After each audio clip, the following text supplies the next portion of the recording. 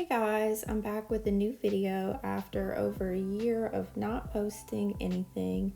I've been really active over on my Instagram and my blog, but I just kind of let YouTube fall on the back burner. I really want to start to try posting consistently in 2021. So if you're not already, go ahead and subscribe to my channel. So today's video is a chill Christmas doodle with me and my Archer and Olive craft journal. This is actually the B5 size, and I love how much space I have for all these little Christmas doodles, and I love the craft paper. It just makes everything a little bit more fun than just a plain white paper journal. So right now I'm using a fine liner for my Christmas doodles. I already traced everything out with pencil before because I just can't go straight in with ink. I don't know how people can do that. I just make way too many mistakes when I'm doodling or lettering or just about anything. So the fine liner that I'm using is a Tombow mono drawing pen. That's what I've really been liking lately. The other one that I use sometimes is the Staedtler pigment liner. I just like to switch it up every now and then.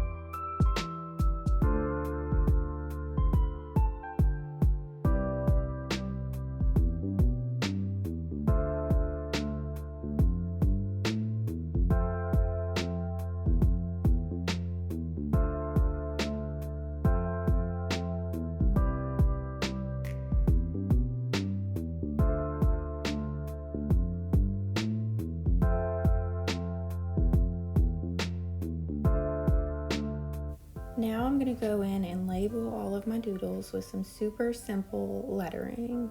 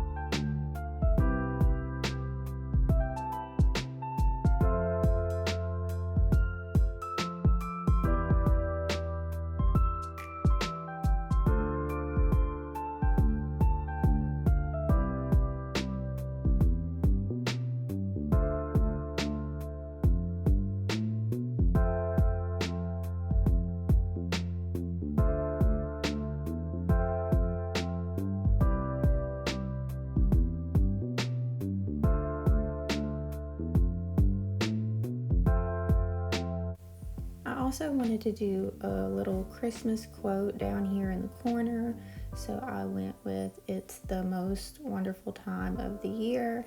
If you notice, that's when I noticed that I forgot to put the word most. Luckily, I noticed before I went in with my pen, but that's a perfect example of me messing up when I'm lettering and doodling, but that's just part of bullet journaling.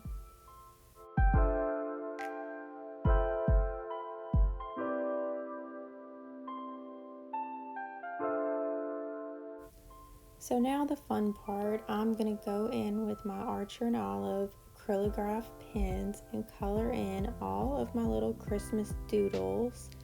So this probably would be a lot easier, maybe work a little bit better if I had the 3mm tips, but I have the 0.7mm tips, which works just fine. It just takes a little bit longer to fill in the big areas.